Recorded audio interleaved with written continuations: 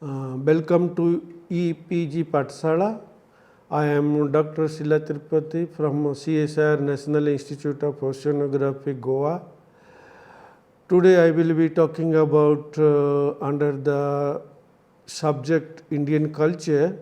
The paper is Principles and Methods of Archaeology.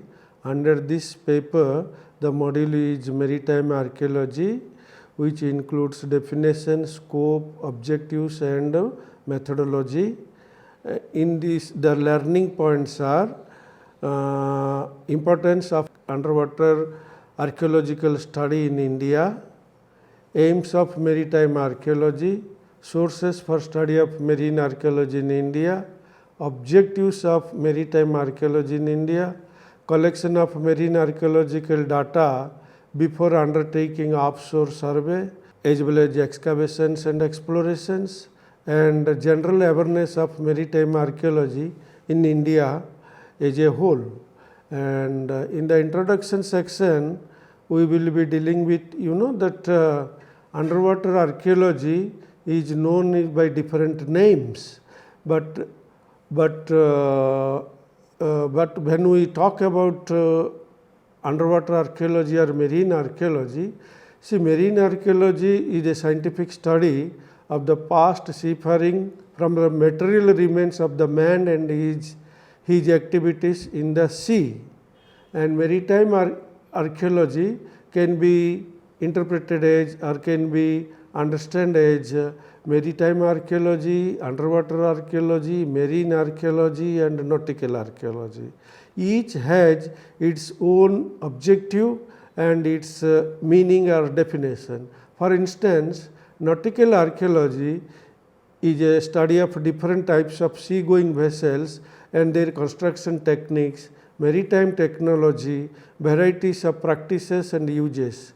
This deals with, in other words, nautical archaeology deals with only shipwreck archaeology as well as ship constructions, whereas maritime archaeology encompasses all kind of maritime activities including trade, commerce, underwater, water transport, seafaring technology, coastal settlement, ports, harbors, and other aspects related with maritime culture including socio-economic, religious and political elements of past societies, particularly maritime societies. In underwater archaeology, which deals with all disciplines related to this subject covering maritime and nautical archaeology, it is not necessarily underwater archaeology, it equally concerned with archaeological remains found both in coastal, intertidal and in the sea. Whereas marine archaeology exclusively deals with archaeology in the sea. See, there is each aspect of maritime archaeology has its different meaning and purpose. Coming to the aims of maritime archaeological studies, it deals with to incorporate archaeological data, interpret the findings into broader study of human past, emphasizing not only materials of maritime activities and submerged sites, but also accommodating them as the remains of human endeavors. In order to understand the complete picture of human development, context, progress of the past, archaeological and historical as well as anthropological data, interpretation of human behavior can also be obtained from the maritime or underwater or submerged sites. Our main objective, aim of this maritime is, that whatever sites, particularly ports or shipwrecks or settlements have gone into the sea or away from the sea, we should study them and reconstruct the history of maritime activities of our country. And similarly, not only the marine archaeologists, including others such as scientists as well as other technologists also undertaking these kind of maritime archaeological studies both in our country as well as in foreign countries, and they are involved in locating exploring and preserving the underwater cultural heritage of respective areas. The objectives of maritime archaeology. Objectives is to explore and excavate ports, shipwrecks, trade centers, which can provide us the information about the unknown past of our country. And the second objective is to reconstruct the maritime history and interpretation of India's cultural context through maritime discoveries, to infer the sea level and shoreline changes through coastal archaeological studies. And it is not every time in maritime archaeological studies can provide information about maritime activities. In addition to our studies, we can also undertake, or you can use geophysical equipment to locate submerged as well as buried sites and artifacts in the sea, to document the traditional boat building and navigational skills. You know that the mariners of India, if we will study or if we will make a personal inquiry with the traditional as well as the present day mariners, particularly the fishermen, you will find what kind of navigational skills they have, which is important for us to document them. And the last but not the least important objective and of maritime archaeology study is to disseminate the knowledge to that gained knowledge from these studies to the scholars, researchers, students by giving lectures, by publishing papers, or by print and as well as visual medias to the general public. If we will look into the sources of maritime archaeology, it can be divided into 3 to 4 parts, which could be considered or which are known as literary sources, epigraphic, travelers' accounts and paper records. Coming to the literary sources, see, almost every Indian literature, starting from Mahabharata, Ramayana, Puranas, the last is of present day regional literature, you will come across some kind of evidences or information related with maritime trade, shipbuilding, navigation, traditional knowledge, cultural context, socio-economic conditions. Say, for instance, you take Yukti Kalpataru is a text written by King Bhoja of Dhara, presently in Madhya Pradesh. Okay. The king of Dhara, he has written a text, that is the Yukti Kalpataru, where he has mentioned different kind of boats and are the ships which are suitable for sea going as well as used for other purposes, their construction technology, okay, their decorations, their size. Similarly, Tilaka Manjari, the text deals with types of sails, mast and caulking. You know, caulking means to control the seepage of water. When the ship is going, there is a leakage due to accidents or due to some construction technology or failure of technology. So, there will be a leakage of water. How to check that seepage, that is known as caulking. In this Tilak Manjari text, there is elaborate description. Coming to the regional literatures, if we will study or if we will go into the Tamil literatures, there are 20 informations on maritime activities. Similarly, in Kannada literature, 37 references are there related with shipbuilding, festivals and all kind of things. In Telugu, 27 references are there. In Oriya, there are 15 information is there, 15 number, okay, evident references are there related with maritime, socio-economic, cultural and festivals and all kind of things. And the other source is your travelers' accounts. As you know, Periplus of the Erythraean Sea is an anonymous author who has given a well explained manner. In that text he has mentioned the ports and maritime activities as well as types of boats were used in the Persian Gulf, east and west coast of India, and to some extent in the Southeast Asia. Okay.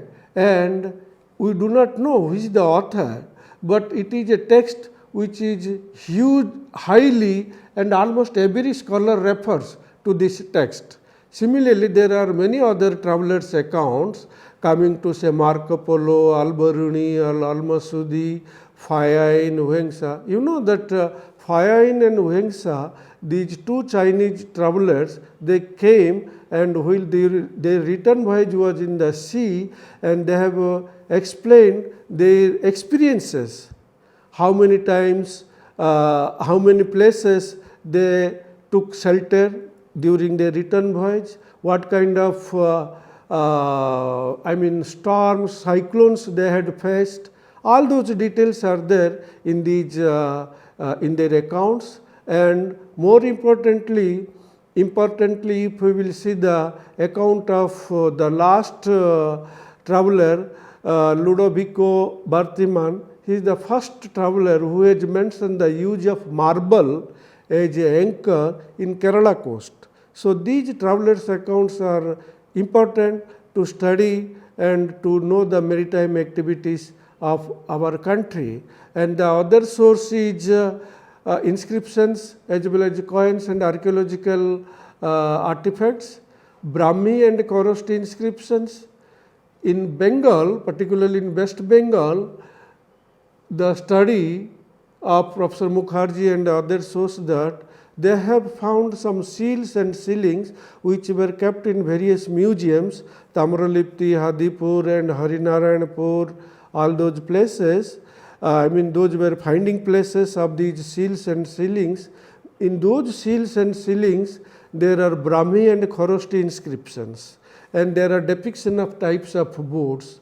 Those boats type is resembling which are described in Periplus of the Erythraean Sea. The another inscription is Matupalli pillar inscription, which is in Andhra Pradesh. In that pillar inscription, Kakatiya king Ganapati Dev has mentioned clearly about the shipwrecks. Okay. In that inscription, it is mentioned when a ship is wrecked, particularly foreign ships, the king used to provide them protection, because earlier when the ships wreck, the local people, they used to take their cargo and valuables. But in this inscription, first time we are having the evidence that king has provided protection to the mariners, okay, to the ship people. Similarly, you know that it is not only our Indian inscriptions refer about the maritime activities and contacts. In addition to these, there are Balinese inscriptions, particularly Sembiran. There are references of Banayaga, that means traders from long distance countries, they go to Indonesia, Bali for maritime trade. Moreover, the circulation of Panchmar coin all along the east coast and west coast of India, more importantly in the east coast, that shows the contacts of Panchmark. The mariners were carrying these coins for trade and commerce. Similarly, the Roman and Greek coins have been found more frequently in the Arikamedu, that is in Tamil Nadu and Mujiri areas. Okay.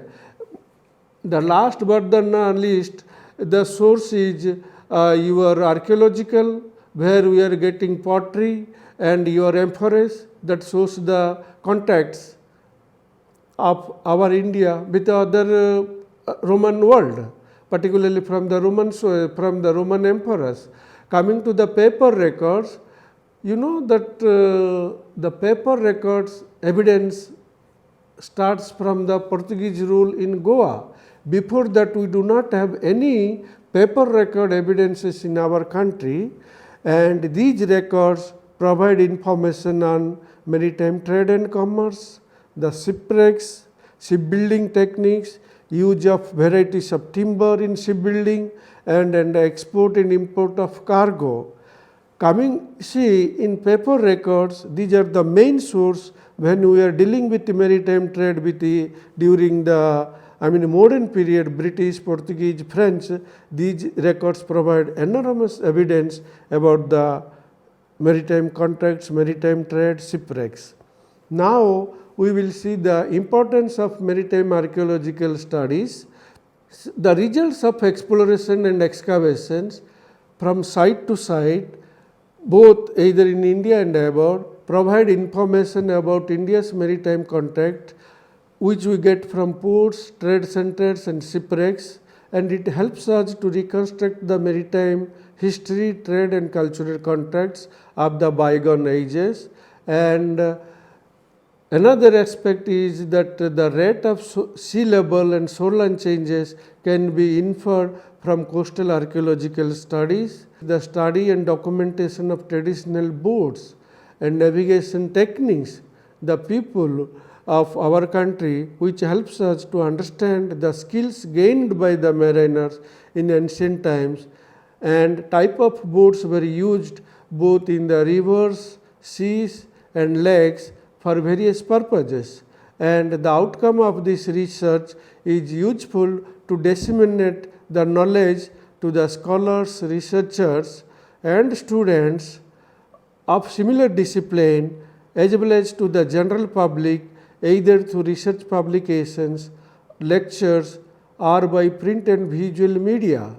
Another thing we should understand and we should know, the treasure hunting. Is treasure hunting is a part of maritime archaeology? It is a big question. Some people suggest, particularly the treasure hunters suggest, the treasure hunting is a part of maritime archaeological study. No, because treasure hunting and treasure salvage, they are not following or they are not followed by the scientific approach, and we should not be confused with maritime archaeology with treasure hunting, and those kind of treasure huntings should be curbed or stopped, because it destroys the evidences of maritime activities and it is a threatening and to our cultural heritage. And if such treasure salvage with no archaeological documentation, it is worst case of looting our unique information which we are losing forever. Anywhere, neither in our country or other foreign countries are also, neither they are supporting or they are encouraging treasure hunting. Now we will discuss, after the sources of maritime archaeology, its importance of maritime archaeology. Now it is essential to know how maritime archaeology started in India. That maritime archaeology started 1981 by Dr. Rao after his retirement from Archaeological Survey of India, and he got financial assistance from INSA, DST, that is the Department of Science and Technology, Archaeological Survey of India, DOD, which is now known as Ministry of Earth Sciences, to undertake studies of Dwarka, Somnath and other places, including Goa. And in addition to that, Department of Archaeology, Government of Tamil Nadu also funded to undertake Pumpuvara exploration, which has referred frequently, almost every Sangam text, the maritime activities of Pumpuvara, and it is mentioned in those texts that the Pumpuvara city submerged because of some reason, but the text mentioned that Lord Indra got angry and he, because of some reasons, and the city submerged. Okay. Because of that reason, to locate the remains, Tamil Nadu government under Department of Archaeology, they funded to locate the remains of Pumpuvara city.